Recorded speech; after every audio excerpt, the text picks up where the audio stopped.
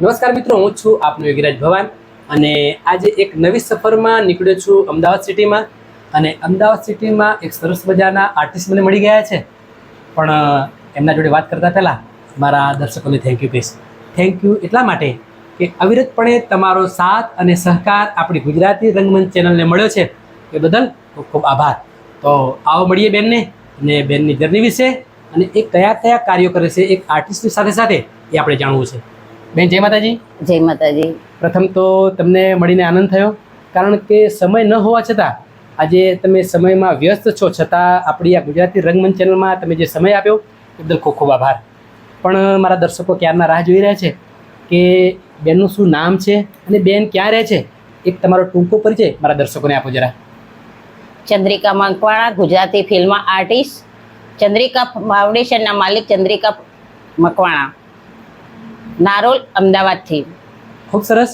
તો બેન એક આર્ટિસ્ટ છે, ફિલ્મ આર્ટિસ્ટ, સાથે સાથે એક સેવાકીય કાર્યો પણ કરે છે અને એક એમના નામે ચંદ્રિકા ફાઉન્ડેશન નામની એક સેવા ચલાવે છે. અને મિત્રો પોતે નારોલમાં અમદાવાદ રહે છે. તો બેન ફિલ્મ જગતમાં તમે કામ કરો છો? હા. તો કેટલા સમયથી કરો છો? લગભગ 15 વર્ષથી ફિલ્મ જગતમાં કામ કરું છું. ખૂબ સરસ. અને ફિલ્મ જગતમાં જેમ આપણે વાત થઈ કે તમે એક આર્ટિસ્ટનું કામ કરો છો, તો બેન 15 વર્ષની અંદરમાં તમે કેટલી ફિલ્મોમાં કામ કર્યું છે? લગભગ 10 એક મોટી ફિલ્મોમાં કામ કર્યું છે અને 200-300 આલ્બમ કર્યા છે અને 100 જેવી ટેલિફિલ્મો કરી છે. વાહ વાહ, ખૂબ સરસ. કારણ કે એક 15 વર્ષના ગાળામાં ઘણું બધું દર્શકોને તમે પીરસ્યું છે. તો બેન આ ફિલ્મ આવવાનું કઈ રીતે થઈ? હું મારું એક નાનું એવું કારખાનું ચાલતું હતું અગરબત્તીનું, અને અમારા કલોલની અંદર માહી ફિલ્મમાં રાજેશ દરબાર કરીને છે, એ આજે મારા ભાઈ છે, જે એક વખતે મને આ ફિલ્મ લાઈનમાં લાયેલા. એમના થ્રુ હું ફિલ્મ લાઈનમાં આવી છું. બરાબર. અને આજે એમને આજ સુધી 20 વર્ષથી અમારે બે ભાઈ બહેન જેવો છે. અને આજે મારા અંગત ભાઈ ગણું કે જે મા જણા ભાઈ કરતાં પણ અધિક છે. અને એક છે રાજા વૈષ્ણવ, એમને મને એમની મોટા પડદાની લગભગ 5 થી 7 ફિલ્મોની અંદર લીધી છે. એમની અઢળક ટેલિફિલ્મો છે એમની સાથે. અને એમને બી મને બહુ જ સાથ સહકાર આપ્યો છે. વિજય બાલવા, જેમને બી મને 3-4 ફિલ્મોમાં, મોટી ફિલ્મોમાં લીધી છે. અને આજ સુધી નાના એવા ટેલિફિલ્મો અને આલ્બમોમાં જ્યાં જ્યાં હું એક માની ભૂમિકા ભજવું છું, એક સમાજ સેવિકાની ભૂમિકા અંદર ભજવી શકું છું.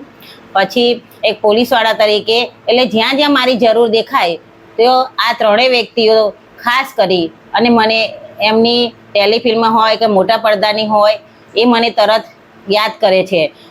સતીશ ગજ્જર સાહેબ, જે આજે મોટી ફિલ્મો બનાવે છે, એમને પણ મને ઘણી ફિલ્મોમાં અને ઘણી ટેલિફિલ્મોમાં અને આલ્બમોમાં મને હંમેશા એ લોકોએ મને સાથ અને સહકાર આપ્યો છે અને પહેલાં મને યાદ કરે છે.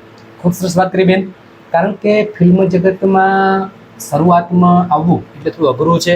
એમાં ઘણી બધી મહેનત કરવી પડતી હોય છે, ઘણી બધી સ્ટ્રગલ કરવી પડતી હોય છે. અને એ સ્ટ્રગલ કરીને આજે તમે અહીંયા સુધી પહોંચ્યા છો. અને જેમ વાત કરી કે ઘણા બધા સપોર્ટ તમને મળ્યા છે અને સારા એવા કાર્યો કર્યા છે તમે. તો બેન ફિલ્મ જગતમાં તમે જેમ કહ્યું કે ઘણી બધી ફિલ્મોમાં કામ કર્યું છે, તો એકાદ બે ફિલ્મોના નામ કદાચ હું જાણી શકું? દાદા હો દીકરી, શતરંજ, ઠાકોર ધ રેવેન્જર, અને ઘણી ફિલ્મો તો બહાર આવી જ નથી, ખેલાડી જેવી કે. અને આજે અત્યારે એક આવી રહી છે, સતીશ ગજ્જર સાહેબની એક ફિલ્મ આવી રહી છે, મમતા ધ ઇન્સ્પેક્ટર. એમાં બી મારો એક નાના ઝૂંપડામાં રોલ છે મમતા સાથે, એ હજુ આવી રહી છે. ખૂબ સરસ. બેન જેમ વાત કરી કે 15 વર્ષના ગાળામાં તમે આ ફિલ્ડથી સંકળાયેલા છો, તો ઘણા બધા આર્ટિસ્ટો સાથે તમે કામ કર્યું છે. એમાં કોઈ નામાંકિત આર્ટિસ્ટો સાથે કામ કરવાનું થયું ખરું? મેં જયમિની ત્રિવેદી જોડે કર્યું છે, ચારુબા જોડે કર્યું છે, ભાવિની જાની જોડે કર્યું છે. જે ગુજરાતના અડાભીડ કલાકારો કહેવાય, ગુજરાતના ઘરેણા કહેવાય, એમના સાથે કામ કરવું એ પણ એક ભાગ્યની વાત છે જે તમને મોકો મળ્યો છે. અને વિજય ઠક્કર સાહેબ કરીને છે, એમની જોડે ગ્રેયા કંસારાની યુટ્યુબ ઉપર ચેનલ, એમાં બી મેં એમની જોડે કામ કરેલું છે. જે મંગુબેન પ્રખ્યાત છે, એમની જોડે બી મેં કામ કરેલું છે. લગભગ મારા 8 એપિસોડ છે એમની જોડે. ખૂબ સરસ. કારણ કે ફિલ્મ જગતમાં આવા નામાંકિત કલાકારો સાથે તમે કામ કરેલા છે, તો ખરેખર ભાગ્યની વાત છે બેન. હું પણ મારા જીવનને ખૂબ ભાગ્ય ગણું છું કે આ લોકોએ મને સાથ સહકાર આપ્યો અને એમના જોડે ઊભા રહેવાનો, બેસવાનો અને આ ફિલ્મ જગતમાં કામ કરવાનો મોકો આપ્યો. એ લોકોના બી હું ખૂબ ખૂબ આભારી છું અને પ્રેક્ષકોનો બી આભારી છું કે પ્રેક્ષકો આવો અમને સાથ સહકાર આપે છે અમને કલાકારોને. જો પ્રેક્ષકો અમને કલાકારોને સાથ સહકાર ના આપે તો અમે આગળ જઈ શકીએ નહીં. સાચી વાત છે. આપણું માયામૂળી લગભગ બધા પ્રેક્ષકો જ છે. પ્રેક્ષકોનો સાથ અને સહકાર મળે તો જ આપણે આગળ જઈએ. કરી શકીએ છીએ. તો બેન, એક ફિલ્મ જગતની સાથે સાથે તમે એક સેવાકીય કાર્ય કરો છો અને એક ફાઉન્ડેશન ચલાવો છો. તો મારા દર્શકોને જરા તમારા ફાઉન્ડેશનનું નામ સજેસ્ટ કરો જરા. મારું આ ફાઉન્ડેશનનું નામ છે ચંદ્રિકા ફાઉન્ડેશન. અને હું લગભગ 2017 ની અંદર વિધવા બની ત્યારે મને એટલી તકલીફ પડી કે આ મકાનની અંદર હું ખાલી એક જોડી કપડાની અંદર આવી હતી. ત્યારે કોરોના હતું અને કોરોનામાં મેં હોસ્પિટલ જોઈન કરી અને જે કોરોનાનું મેં જોયું કે ખરેખર કોઈનું નથી.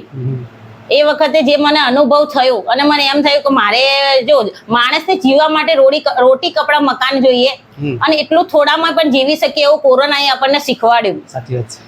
તો વધારાનું ભેગું કરીને શું કામ છે? કોઈ લઈને આવ્યું નથી ને કોઈ લઈને જયું નથી. નથી સિકંદર ગયો કે નથી અકબર ગયો. ક્યાં વાત. બરાબર. આજે રતન ટાટા જેવા બી સાદા ફોન વાપરી અને એમનો આટલો મોટો બિઝનેસ કરી શકે છે. તો આપણે તો મામૂલી માણસ છે. મોંઘા ફોન અને મોંઘી જર્ની કરીને શું કામ છે? કોઈ ગરીબના કામ આવીશું તો આપણું જીવન સફળ બનશે. મરવાનું તો એક દિવસ છે જ. કોઈ લઈને ગયું નથી, કોઈ લઈને આવ્યું નથી. જેટલું મારી જોડે છે એટલું મારા જીવવા માટે મને ખબર પડી કેટલામાં હું મારું ગુજરાન ચલાવી શકું છું. તો થોડું બી થોડામાંથી થોડું હું જે ગરીબો રોડ ઉપર સૂઈ રહે છે એમને જમવા બનાવીને આપું છું.